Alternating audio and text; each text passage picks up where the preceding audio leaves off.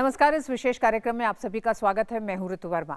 देश में प्राकृतिक आपदाओं के असर को कम करने की दिशा में आपदा प्रबंधन लगातार प्रयासरत है। पिछले कुछ दिनों में बिजली गिरने से देश में जो मौतें हुई हैं उसको कैसे रोका जाए और क्या कुछ किया जा रहा है इस दिशा में आज इस कार्यक्रम में हम जानेंगे।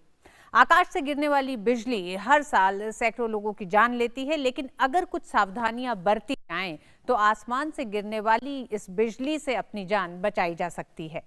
हर बिजली का चमकना बिजली का गिरना नहीं होता। बिजली अगर आकाश में ही रहे तो वो केवल बिजली का चमकना या गरजना कहलाएगा, लेकिन बिजली अगर धरती पे पड़ी किसी चीज से टकराए तो वो बिजली का चमकना गरजना तो होगा ही, साथ ही ये बिजली का गिरना भी कहलाया जाएगा। आइए सबसे पहले समझते हैं कि क्या होती है आकाशीय बिजली। बिजली गिरने की मुख्य वजह संवहन बादल यानी कि कन्वेक्टिव क्लाउड्स होते हैं। ये कन्वेक्टिव क्लाउड्स क्या होते हैं? भाप वाली हवा जब हल्की होकर ऊपर की ओर उठती है और फैलकर ठंडी होती है और इससे बादल बनते हैं। सतह से गर्म हवा के आसमान के ठंडे वातावरण की ओर उठने से बनते हैं ये बादल। आसमान में ऑपोजिट एनर्जी के बादल हवा से उमड़ते और घुमड़ते रहते हैं। ये निरंतर एक प्रक्रिया है।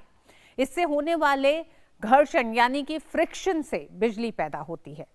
आसमान में किसी तरह का कंडक्टर न होने से बिजली पृथ्वी पर कंडक्टर की तलाश में पहुंच जाती है, जो कि नुकसान पहुंचाता है। और ऐसे ही बादलों का नेगेटिव चार्ज और धरती का पॉजिटिव चार्ज का मिलना बिजली गिरने का कारण होता है। यही वो कारण है। इसी को आप एक तरह से वैज्ञानिक रूप से समझ सकते हैं कि बिजली गिरना क्या होता है और क्या कारण है कि इस मौसम में ये घटनाएं सबसे ज्यादा हैं। तो मुख्य रूप से बिजली गिरने के दो चरण होते हैं। इन दो चरणों में पहला चरण मॉनसून पूर्व अप्रैल से मई के बीच का होता है और दूसरा मॉनसून के दौरान होता है, जो कि जून से सितंबर तक होता है, लेकिन कभी कभी सितंबर और अक्टूबर तक ये बढ़ जाता है। मॉनसून में खरीफ की फसल की बुआई होती है। इस समय बिहार और पूर्वी उत्तर प्रदेश में धान की रोपाई काफी ज्यादा होती है और धान के खेत में जमा पानी बिजली को आकर्षित करता है। उसमें काम कर रहे किसान बिजली गिरने का शिकार होते हैं। ये साल दर साल के आंकड़े बताते हैं कि हर साल भारत में 2 से 3 हजार लोग बिजली गिरने से मरते हैं। मौसम विभाग और आपदा प्रबंधन ने इस मौसम में लोगों से खुले में काम न करने की अपील की है। लगातार तमाम चेतावनियां दी हैं और किस तरह से इस दिशा में काम किया जा रहा है उसे आप समझ सकते हैं कि Indian institute of tropical metrology Pune द्वारा एक ऐप विकसित किया गया है जिसका नाम दामिनी है। ये दामिनी मोबाइल ऐप 20 से 40 मिनट पहले बताता है कि किस इलाके में बिजली गिर सकती है, यानी कि इसका पूर्वानुमान 40 मिनट पहले होता है और पूरी एक व्यवस्था तैयार की गई है कि किस तरह से इलाके में किसानों को, उन लोगों को सूचित किया जाए और वो इस प्रकोप, इस आपदा से बच सके। उसी प्रकार बिहार सरकार ने इंद्रव्रज मोबाइल ऐप बनाया है। तो ये आपने देखा एक तरह से कि क्या क्या काम किया जा रहा है इस दिशा में। एक नजर डालते हैं कि पूरे देश में वो कौन से राज्य हैं जहां बिजली गिरने की एक बड़ी समस्या है। बिजली गिरने से पूर्वी, उत्तर पूर्व, मध्य भारत, कोस्टल दक्षिण भारत ज्यादा प्रकोप देखा जाता है इन इलाकों में। ये आप वो राज्य देख रहे हैं जहां बिजली का कहर रहता है हमेशा। बिजली गिरने से परेशान राज्यों में प्रमुख रूप से बिहार, झारखंड, ओडिशा, पश्चिम बंगाल, पूर्वोत्तर भारत के प्रदेश महाराष्ट्र, मध्य प्रदेश, छत्तीसगढ़, यहाँ से आते हैं ये सारे इलाके। लेकिन आंध्र प्रदेश, तेलंगाना, कर्नाटक, गुजरात, राजस्थान, उत्तराखंड, हिमाचल, पंजाब, हरियाणा भी बिजली गिरने से प्रभावित होते हैं। तो ये तमाम वो राज्य हैं जो लगातार बिजली गिरने की घटनाएं जहां सबसे ज्यादा सामने आ रही हैं। आज इस कार्यक्रम में हम उन तमाम स्टेक होल्डर से भी बात करेंगे, साथ ही साथ जानेंगे कि किस तरह से आपदा प्रबंधन राज्यों के साथ एक समन्वय स्थापित कर रहा है। IMD यानी कि मौसम विभाग जब इसकी पूर्व सूचना देता है तो किस तरह से राज्य सरकार उन इलाकों तक, वो क्या माध्यम है जिससे लोगों के बीच पहुंचते हैं और आखिर क्या वजह है कि इस मौत के आंकड़े को कम करने में कितनी सफलता मिली है और अगर उसमें कुछ कठिनाई है तो वो क्या अड़चने हैं जिसे दूर करने में समय लग रहा है। इन तमाम विषयों पर बात करेंगे अपने विशेष मेहमानों से, लेकिन उससे पहले आइए एक नजर डालते हैं कि अगर आप घर के अंदर हैं और अगर बिजली गिरती है तो कैसे बचें और क्या करना चाहिए आपको ऐसी स्थिति में। बिजली तूफान जीवन एवं संपत्ति के लिए जोखिम भरे हो सकते हैं। मौसम की जानकारी लेते रहें और तूफान के दौरान अंदर रहें। लेकिन सिर्फ अंदर जाना काफी नहीं है। आपको सुरक्षित रहने के लिए सावधानी बरतनी होगी। खिड़की दरवाजों से दूर रहें, उन्हें बंद रखें तथा बालकनी, बरामदे और छत पर ना जाएं। पाइपलाइन तथा नल बिजली आकर्षित कर सकते हैं। मौसम खराब होने पर इन्हें ना छुएं। नहाएं नहीं तथा हाथ, कपड़े, बर्तन इत्यादि ना धोएं। तार वाले फोन का उपयोग न करें। दीवार आउटलेट से नहीं जुड़े कॉर्डलेस और मोबाइल फोन का उपयोग कर सकते हैं। बैटरी बचाने के लिए एसएमएस का प्रयोग करें। बिजली तूफान से पहले सभी विद्युत उपकरणों के प्लग निकाल दें और एसी बंद कर दें। लगे हुए विद्युत उपकरण या तारों के संपर्क से बचें। आपातकालीन स्थिति में तुरंत प्राथमिक उपचार दें और एम्बुलेंस बुलाएं या अस्पताल ले जाएं। तैयारी में ही समझदारी। एनडीएमए एवं आईआईपीएचजी द्वारा जनहित में जारी। और आपने देखा कि किस तरह से आप उन सावधानियों को बरत सकते हैं अगर आप घर पे हैं और अगर बिजली गिरने, जहां बिजली गिर सकती है उस इलाके में हैं या बिजली गिर गई है, तो वो कौन सी सावधानियां हैं जो आपको ध्यान में रखनी है। हमारे साथ कुछ मेहमान हमारे साथ जुड़ गए हैं। हमारे साथ 3 मेहमान इस समय शो में मौजूद रहेंगे। हमारे साथ air vice marshal retired doctor Ajit Tyagi हैं, सोशल फील्ड एडवाइजर हैं, इरादे से हैं, एक्स डीजी IMD भी हैं। बहुत बहुत स्वागत है आपका डॉक्टर त्यागी। हमारे साथ श्री राजेंद्र सिंह हैं, सदस्य एनडीएमए। राजेंद्र सिंह जी, आपका भी बहुत बहुत स्वागत है। और हमारे साथ शोभा सेन भी जुड़ेंगी, वो जुड़ेंगी IMD से। आपका भी शोभा जी बहुत बहुत स्वागत है हमारे इस कार्यक्रम में।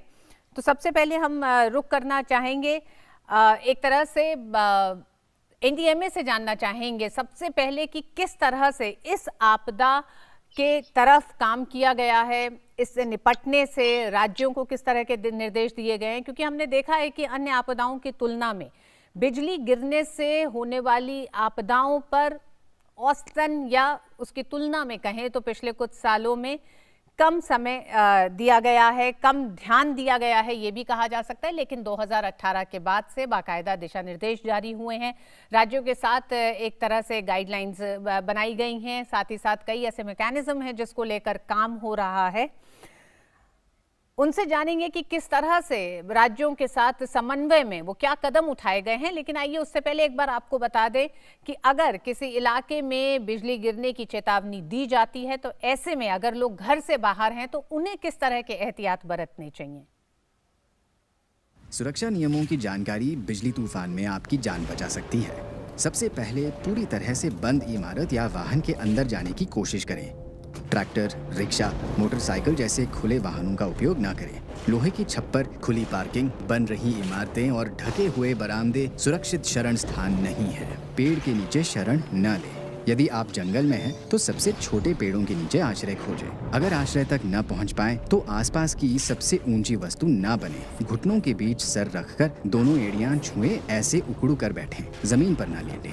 पानी और नावों से बाहर निकलें। पानी के खड्डों में खड़े ना रहें। रबर के जूते पहने हों फिर भी जानवरों को बाहर बंधा ना छोड़ें। आपातकालीन स्थिति में प्राथमिक उपचार दें और एम्बुलेंस बुलाएं या अस्पताल ले जाएं। तैयारी में ही समझदारी। एनडीएमए एवं IIPHG द्वारा जनहित में जारी। जी, तो डॉक्टर त्यागी हमारे साथ जुड़ गए हैं। डॉक्टर त्यागी, सबसे पहले तो हम जानना चाहेंगे कि पिछले कुछ दिनों में यूपी और बिहार से कई ऐसे मामले सामने आए हैं जिसमें बिजली गिरने से मौतें हुई हैं। ये एक बड़ी समस्या के रूप में दिखाई दे रहा है। ये सीजन भी खरीफ की फसल की बुआई का है। ऐसे में राज्य सरकारें किस तरह से इस आपदा से निपटने के लिए काम कर रही हैं? रितु जी, आपने अपने जो इंट्रोडक्टरी उसमें बताया कि इस दौरान खरीफ फसल की बुआई का काम होता है और मानसून का जब आगमन होता है तो उस समय जो ये कपासी मेघ होते हैं जिनसे कि लाइटनिंग होती है, वज्रपात होता है, तो ये दोनों का जो संगम है ये बहुत ही एक खतरनाक स्थिति पैदा कर देता है।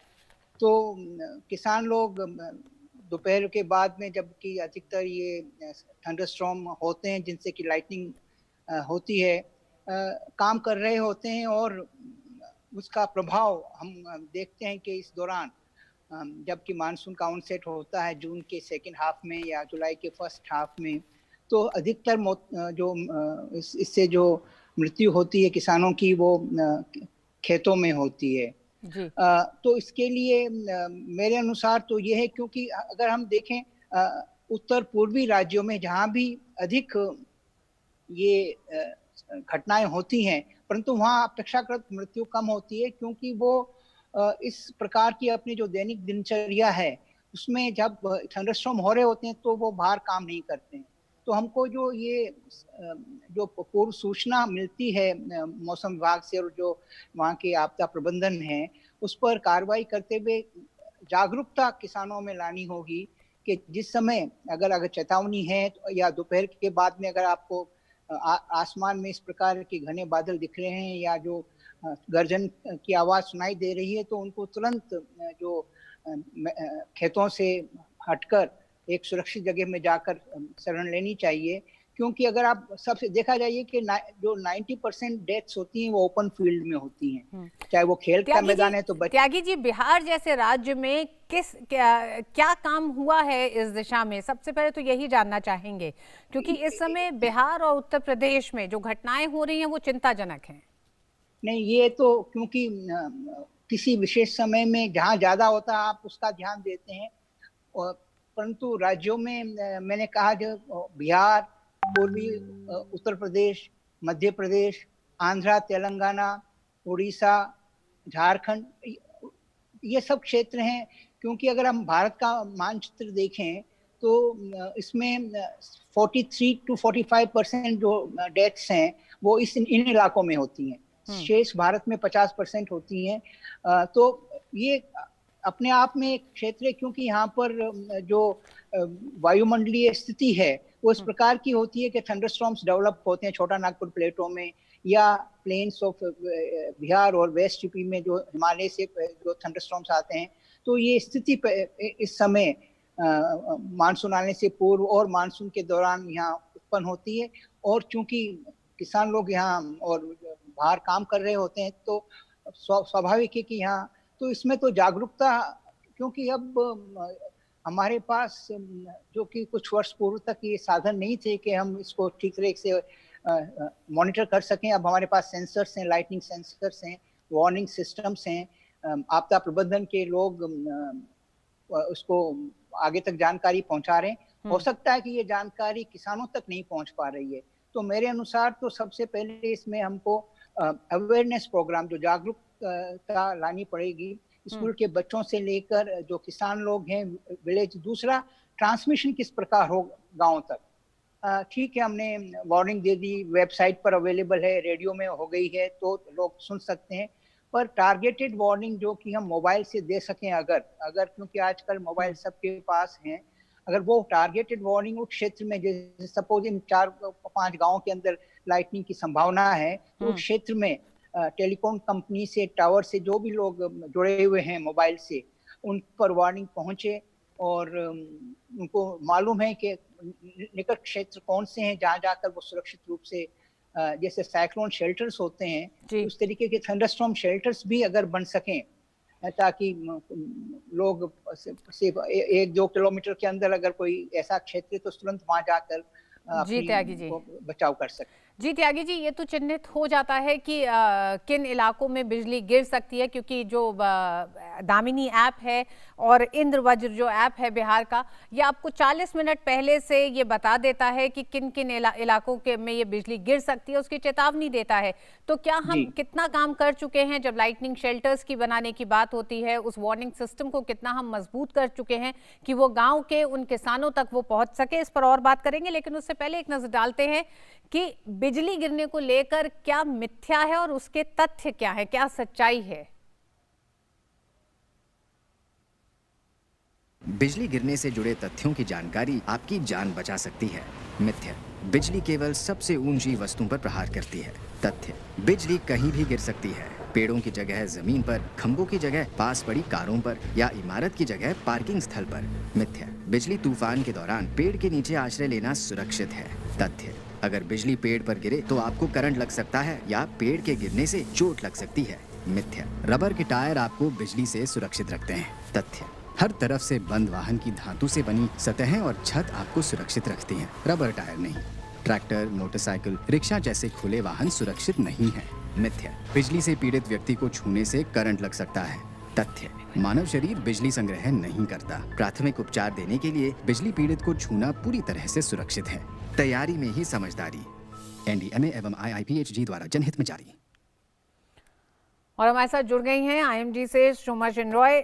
शोमा जी, आपका बहुत बहुत स्वागत है हमारे इस कार्यक्रम में। सबसे पहले तो शोमा जी, आपसे जानना चाहेंगे कि पिछले कुछ समय में हमने देखा है कि बड़ी चिन्हित जानकारी, एक तरह से 40 मिनट पहले बिजली गिरने की, किन इलाकों में बिजली गिर सकती है, संभावना है, आशंका है, संभावित इलाके चिन्हित किए जा सकते हैं। कितना फायदा इसका पिछले कुछ सालों में आप देख रही हैं कि जब ये पता चलता है उसके बाद से राज्य सरकारें उस पर काम करते हुए कितनी जानों को बचा पाती हैं? कि हमारे पास फिगर्स तो नहीं है, मगर ये जो सर्विस हमने अभी थंडरस्टॉर्म्स का नाउकास्टिंग काफी दिन से शुरू कर चुके हैं, उसको हम एक्सपैंड कर चुके हैं सारा देश में। और 2015-16 से हम थंडरस्टॉर्म का फोरकास्ट तो जरूर दे रहे हैं, मगर 2019 से लाइटनिंग को के लिए हम डिस्ट्रिक्ट लेवल में 3 घंटा पहले वार्निंग दे रहे हैं, और स्टेशन के भी हम 3 घंटा पहले वार्निंग दें। उसी के साथ एक और सरकार की तरफ से ऐप खुले हैं, दामिनी ऐप, जिसके माध्यम से आपको 30 से 40 मिनट पहले एकदम एग्जैक्टली लाइटनिंग थंडरस्टॉर्म हो रही है उसी का इंफॉर्मेशन मिलता है। ये दोनों इंफॉर्मेशन के चलते मुझे हमारे रीच जो थंडरस्टॉर्म फोरकास्टिंग का काफी बढ़ चुका है, और काफी स्टेट्स इसका बहुत प्रेज किए हैं। जी शोभा जी, आप हमारे साथ बनी रहिएगा। हमारे साथ डॉक्टर अजीत भी हैं और हमारे साथ राजेंद्र सिंह जी भी हैं। हमारे साथ दोनों लोग जुड़ चुके हैं, NDMA के सदस्य हैं राजेंद्र सिंह जी, वो हमारे साथ जुड़ गए हैं। राजेंद्र जी, सबसे पहले आपसे जानना चाहेंगे कि किस तरह से NDMA ने इस पूरी आपदा से निपटने के लिए एक तरह से पूरे मैकेनिज्म को किस तरह से तैयार किया है, क्या क्या चीजें हैं जो राज्य की जिम्मेदारी हैं जिन्हें राज्य को पूरा करना होता है, क्योंकि IMD की अपनी भूमिका है, आपकी अपनी भूमिका है, लेकिन जो दिशा निर्देश हैं वो उन पे पालन करने की जिम्मेदारी राज्य सरकारों की है। बिल्कुल ऋतु जी, ठीक कहा आपने। इन सब के बीच में सामंजस्य बिठाना ही NDMA का मेन काम है। अगर हम NDMA के एक्ट 2005 को देखें और उसमें चैप्टर 1 और सेक्शन 6 को देखें कि आपदा के NDMA का रोल क्या है, तो अगर उसमें हम देखते हैं तो मैं पूरे दायित्वों को ना कह के मैं सिर्फ 3 पॉइंट वहां से उठा रहा हूं। और वो 3 पॉइंट है कि पहला पॉइंट है हमारा आपदा प्रबंधन के संबंध में नीतियां उपलब्ध कराना। दूसरा पॉइंट है राज्यों द्वारा अपने राज्यों में आपदा बनाने में सहयोग करना। और तीसरा है भारत सरकार के हर मंत्रालय और हर विभाग द्वारा राष्ट्रीय आपदा योजना के अनुसार बनाए प्लान को अनुमोदन करना। और इसके साथ साथ ही राज्यों की क्षमता बढ़ाने के लिए समय समय पर उनका आकलन करना एवं मार्गदर्शन करना, यह हमारी मेन जिम्मेवारियां आपदा के संबंध में है। और इसके अंतर्गत अगर हम देखते हैं तो NDMA ने गत वर्षों में लगभग 30 गाइडलाइन हमने हर आपदा के ऊपर इश्यू की है। और जो गाइडलाइन हम बनाते हैं ऋतु जी, ये काफी अध्ययन के बाद और अनुसंधान के बाद, राज्यों से सामंजस्य बिठाने के बाद इसको काफी मेहनत से बनाया जाता है। और जब बन जाती है तो हम राज्यों के साथ इसको शेयर करते हैं। और इन गाइडलाइन का जो मतलब होता है वो यही होता है कि इन गाइडलाइनों को देख करके हर राज्य अपना एक्शन प्लान, जिस राज्य में जिस तरह की आपदाएं हैं, अपना एक्शन प्लान तैयार करें और उसके अनुसार उसके ऊपर काम करें।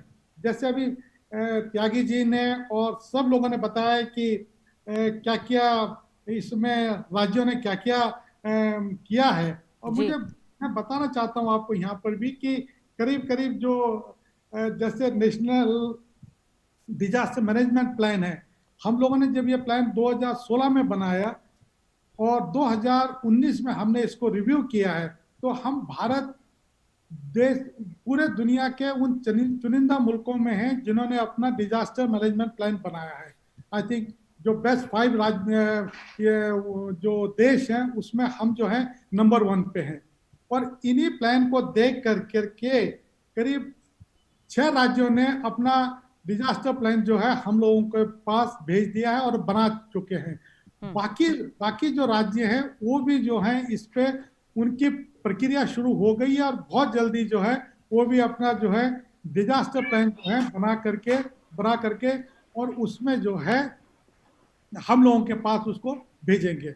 इसके अतिरिक्त अगर हम देखें तो समय समय पर हम लोग जो हैं इन सबके साथ रिव्यू मीटिंग करते हैं, एडवाइजरी जो है इशू करते हैं और मार्च से लेकर के जो सितंबर तक का टाइम जैसे आपने भी बताया है, ये टाइम पूरे भारतवर्ष में काफी मुसीबतों का समय होता है, क्योंकि एक तरफ मानसून है, हीट वेव है और इसी दौरान जो है करीब करीब सारी आपदाएं जो हैं ये 6-7 महीने जो है हम सब लोगों के लिए बड़े टफ होते हैं।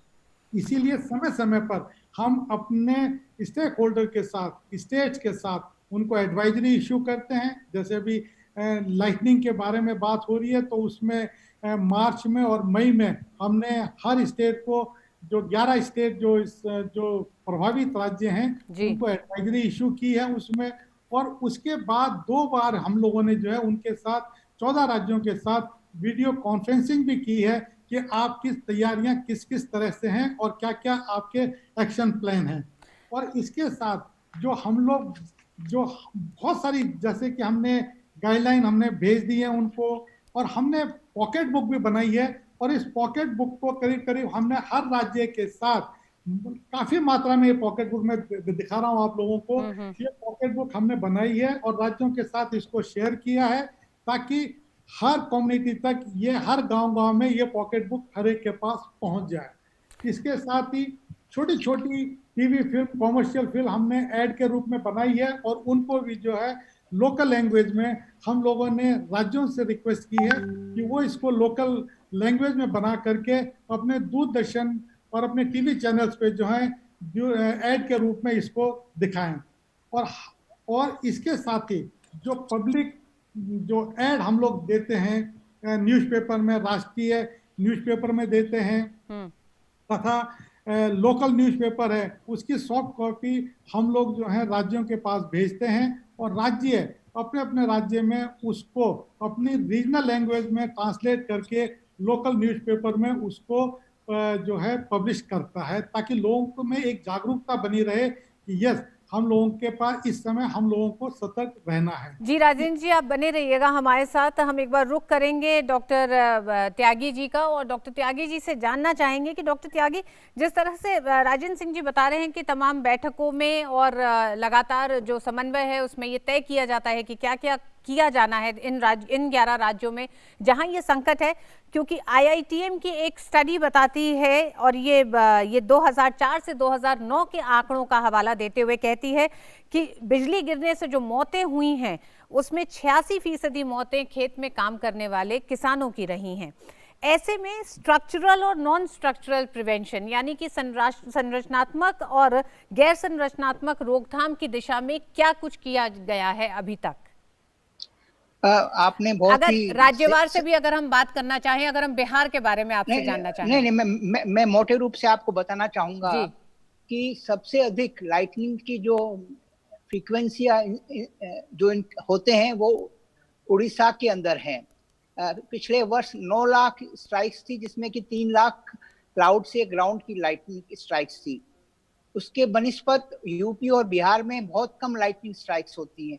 परंतु अगर हम देखें कि जो इस हादसे से जो लोगों की मौतें होती हैं वो सबसे अधिक बिहार और उत्तर प्रदेश में होती हैं।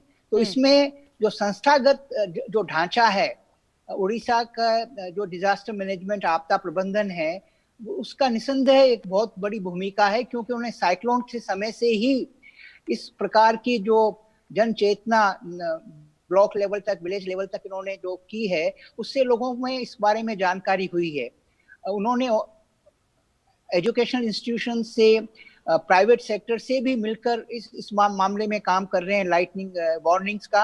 और 14 जो ब्लॉक्स हैं वहां पर जो कि सबसे अधिक प्रभावित होते हैं लाइटनिंग पर, वहां पे उन्होंने ऑडियो विजुअल सिस्टम्स वार्निंग का दिया है, जो कि सेंट्रली एक्टिवेट हो जाता है, जैसे दामनी से होता है। तो क्योंकि फील्ड्स में लोग होते हैं तो उनको, तो मैं ये कह रहा हूँ कि इसी गाइडलाइंस हम बनाते हैं, बहुत अच्छी बात है, वो पहला कदम है, उसके बिना तो कुछ काम हो नहीं सकता है। उसके बाद में प्रदेशों में अपना, हर प्रदेश की अपनी व्यवस्था है, तरीका है करने का, कार्य करने की उनकी प्राथमिकता है, तो उनके अनुसार उनको कार्य करते हैं। आप सबको मालूम है, खाली लाइटनिंग के कारण बिहार में या उत्तर प्रदेश में अधिक मौत नहीं होती, फ्लड्स आते हैं तो भी ज्यादा होता है, सूखा होता है तो भी होता है, हीट वेव होती है तो भी होता है। तो ये एक संस्थागत मेरे ख्याल से इनकी जो है उसमें कुछ है, तो जो राज्य, आपका कहना है कि राज्यों की एक उदासीनता भी रही है इन तमाम विषयों पर उस प्रोएक्टिव तरीके से काम करने की, जो कि वो कमी दिखाई देती है। मैं बताता हूँ, ये तो कैलेंडर जैसे आती हैं। पिछले साल का भी अगर आप देखेंगे तो 26 जून को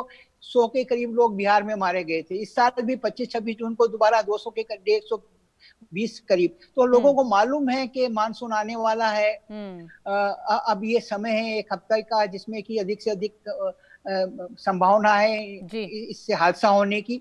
तो हमको निसंदेह ग्राउंड पर अधिक जागरूकता, और मैं ये कह रहा हूँ जैसे आपने बताया, ये एक ग्रामीण इसी समस्या है। रूरल 94% जो डेथ्स हैं वो रूरल एरियाज में होती हैं, अर्बन में जस्ट 4 से 5% है। बिल्कुल। तो हमको मालूम है कि किस क्षेत्र में होने वाला है, कब होने वाला, समय भी हमको मालूम होता है कि अधिकतर थंडरस्टॉर्म यहाँ पर इस समय बिल्कुल राजेंद्र जी, यही शायद एक बहुत बड़ी विडंबना है कि बहुत सारी चीजें मालूम होने के बाद भी आखिर क्या वजह है कि हम उस पर बहुत ज्यादा काबू नहीं पा रहे हैं। हम एक बार शोमा जी का रुख करेंगे। शोमा जी, 40 मिनट पहले अगर ये चेतावनी मिल जाती है और ये जानकारी मिल जाती है तो ये वक्त क्या काफी होता है किसी दुर्घटना को रोकने के लिए?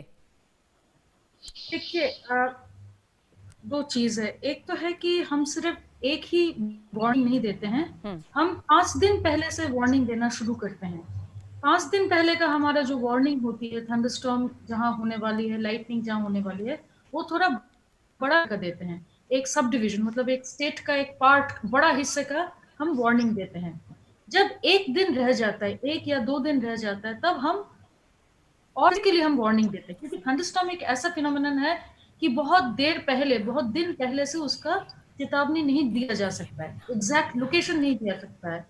तो हम 1 या 2 दिन पहले से हम काफी लोकलाइज्ड वे में डिस्ट्रिक्ट लेवल में हम बता देते हैं कि कौन से डिस्ट्रिक्ट्स किस दिन इफेक्ट होने वाला है। उसके बाद हम 3 घंटे में आते हैं, तो उस समय नाउकास्टिंग शुरू होती है।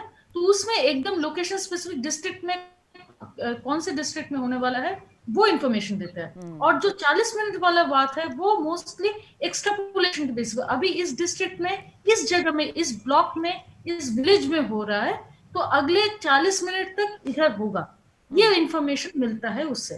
तो हम हर स्केल में इंफॉर्मेशन 5 दिन से लेके 40 मिनट तक का हम सारे इंफॉर्मेशन देते हैं। और एक और चीज मैं बोलना चाहूंगी, 2019 में इंडिया ने बहुत डॉक्यूमेंट निकाला है एक थंडरस्टॉर्म्स के बारे में। उसमें बहुत सबका दायित्व और कौन से मिनिस्ट्री का क्या दायित्व है और किस तरह से इसको पूरा कोऑर्डिनेट करके आगे निकालना है, बहुत अच्छा डॉक्यूमेंट है जिसको मैं जिक्र करना चाहूंगी। जी शोमा जी आप बनी रहिएगा, हम राजेंद्र जी का रुख करेंगे। राजेंद्र जी, ये उपलब्धि के तौर पे भी देखा जाए विज्ञान और टेक्नोलॉजी का कि 5 दिन से लेकर 40 मिनट तक का, मतलब इतना ये वक्त होता है जब ये चेतावनी, ये जानकारी होती है हमारे पास, फिर वो कहाँ वो कड़ी कमजोर होती है कि हम उस पर उस तरह से काम नहीं कर पा रहे हैं कि लोगों की जानों को बचा सके, खासकर किसानों की। देखिए ऋतु जी, सोमा जी ने जो बताया है, इन्होंने 8 दिन और 7 दिन की बात बताई है। मैं IMD को बधाई देता हूँ, वो 15 दिन से अपना जो है वेदर फोरकास्ट अपना बताते हैं। 15 दिन बताते हैं, 8 दिन बताते हैं, फिर 5 दिन, 4 दिन, 1 दिन, और उसके करते करते हम उसको जो है डिस्ट्रिक्ट तक जो है लेके आते हैं। और उसके बाद 40 मिनट का जो अब टाइम है, 3 घंटे का जो टाइम है और 40 मिनट का जो नाउ कास्टिंग उन्होंने किया है, वो पर्टिकुलर बता देते हैं कि इस ब्लॉक में होगा। एक डिस्ट्रिक्ट में जब ये पता लग जाता है कि यहाँ पर थंडरस्टॉर्म होने वाला है, लाइटिंग होने वाली है, अब जिम्मेदारियां जो हैं डिस्ट्रिक्ट एडमिनिस्ट्रेशन पे और कम्युनिटी पे होती है कि वो इसको कितना सीरियसली ले रहे हैं। देख, हम लोगों ने, आपने अभी इस प्रोग्राम को शुरू होने से पहले और इस प्रोग्राम के बीच में जो 3 ऐड दिखाए हैं, वो सब तीनों ऐड एनडीएमए के बनाए हुए हैं। ये ऐड वहां भी दिखाए जा रहे हैं, उन राज्यों में दिखाए जा रहे हैं, लेकिन डिपेंड करता है कि कितना सीरियसली हम लोग इसको लेते हैं और कितना हम इसको अडॉप्ट कर रहे हैं। वो जो एक कल्चर है, एक संस्कृति है हमारे पास कि बनाने की, जैसे डॉक्टर त्यागी जी ने कहा है कि 26 और 25 जून को लास्ट ईयर भी इसी दौरान बिहार में ये घटना घटी थी जी। क्या हम समझ नहीं पाएंगे कि यार उस समय ये घटना घटी थी, अब इस साल इस समय हमारी तैयारी उससे बेहतर है या उतनी ही है, और हम उसमें सुधार क्या कर सकते हैं। उनके बगल में देखिए झारखंड एक अच्छा स्टेट है, तो देखिए आपदा आती है बिहार में तो कहीं भी आ सकती है। इसमें बिल्कुल, झारखंड ने अपने तमाम ऐसे चिन्हित करके इलाकों में लाइटनिंग अरेस्टर्स लगाए हैं। अब स्कूल और कॉलेजेस में लगाने का उनका कार्यक्रम इस समय जारी है। तो तमाम उन राज्यों को, खासकर उन 12 राज्यों को जहां पर जो सबसे ज्यादा प्रभावित हैं बिजली गिरने से और जहां पर सबसे ज्यादा मौतें हो रही हैं, इन राज्यों को एक बार फिर ये सोचना चाहिए कि विज्ञान, तकनीक, डिजिटल होता भारत, ये ताकत है इस तरह की आपदाओं को रोकने के लिए। क्यों नहीं इसका उस तरीके से इस्तेमाल हो पा रहा है कि जमीन पे वो असर दिखाई दे कि हम बिजली गिरने से होने वाली मौतों की संख्या को और कम कर सकें। पिछले कुछ सालों में जरूर कुछ परिवर्तन दिखाई दिया है, लेकिन इस दिशा में अभी बहुत कुछ किया जाना बाकी है। बहुत बहुत शुक्रिया तीनों ही मेहमानों का, राजेंद्र साहब आपका भी, डॉक्टर त्यागी आपका और शुमा सेन आपका भी हमारे साथ जुड़ने के लिए इस कार्यक्रम में।